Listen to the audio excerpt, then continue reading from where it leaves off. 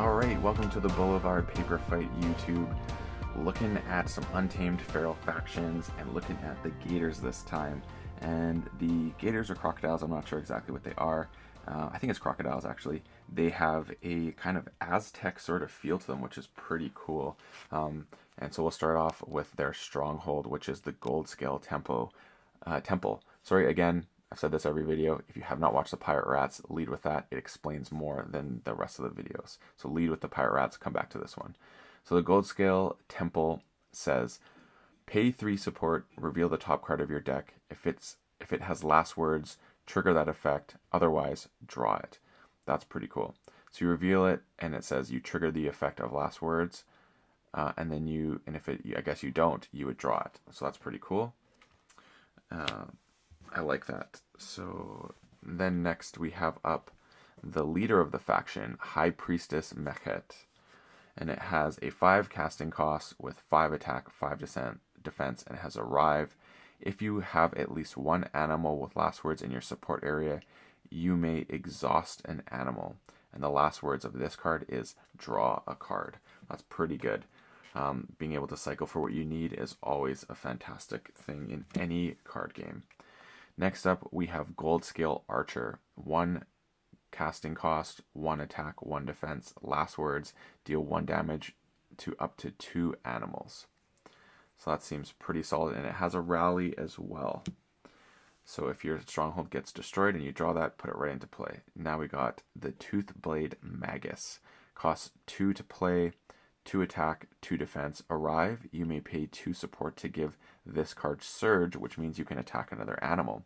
Last words, deal 2 damage to a stronghold. Ooh, I really like this card. That card's sweet. Then next up we have the Toothblade Chosen. Cost 2 to play with a 3 attack and 2 defense. You may pay 3 support instead of paying this card's power cost. So you can cast it for 3 support instead of the 2, and it provides guard. That's pretty awesome. Last up we have the Gold Scale Amulet, which costs 1 to play. Remove a card from your support area from the game and trigger the last words ability.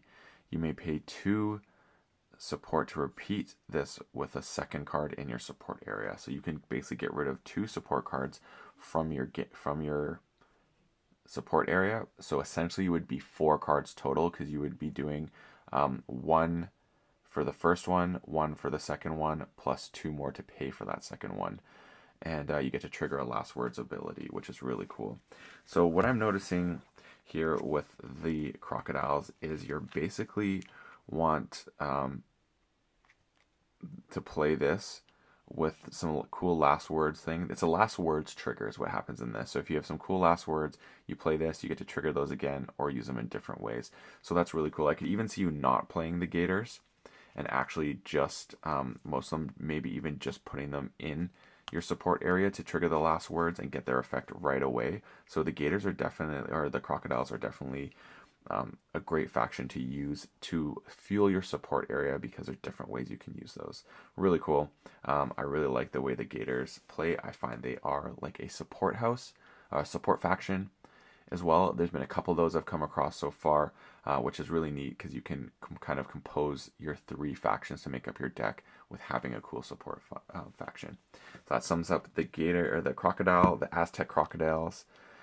I hope you like this video. Please like and subscribe, and check out some of the other Untamed feral faction houses that I've gone over.